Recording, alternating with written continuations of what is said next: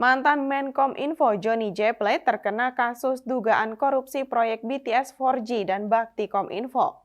Setelah ditetapkan sebagai tersangka, Presiden Joko Widodo pun memberhentikan Johnny J. Plate sebagai Menkominfo dan hingga saat ini kursi Menkominfo pun masih kosong. Namun orang nomor satu itu mengaku sudah mengantongi nama menteri baru dan akan segera diumumkan. Untuk urusan pengumuman sang menteri, Jokowi mengaku menunggu hari baik.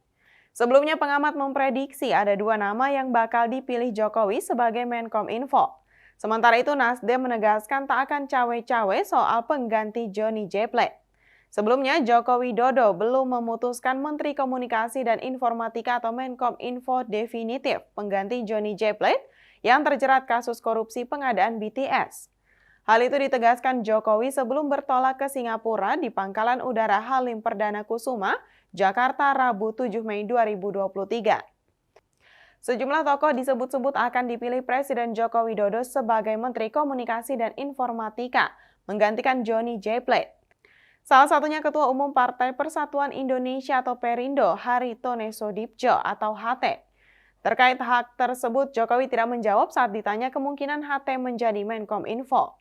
Mengutip Tribunnews.com, pengamat sekaligus Direktur Eksekutif Trias Politika Strategis atau TPS, Agung Baskoro menyebutkan bahwa ada sejumlah sosok potensial yang bisa menggantikan posisi Sekretaris Jenderal Nasdem tersebut.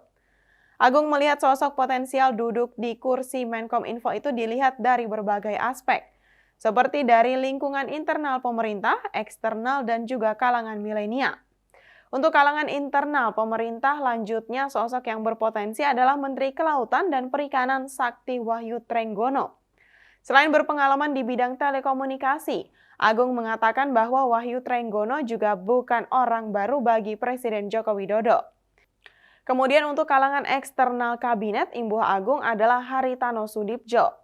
Nama Ketua Umum Partai Perindo yang juga pemilik MNC Group itu menguat jadi sosok potensial lantaran beberapa waktu belakangan ini HT sering dipanggil ke Istana Negara. Sementara dari kalangan milenial, Agung menyebut ada Direktur Digital Bisnis Telkom Muhammad Fajrin Rashid. Fajrin yang juga pernah menjabat sebagai co-founder Bukalapak itu dinilai punya pengalaman yang tak perlu diragukan lagi di bidang informatika.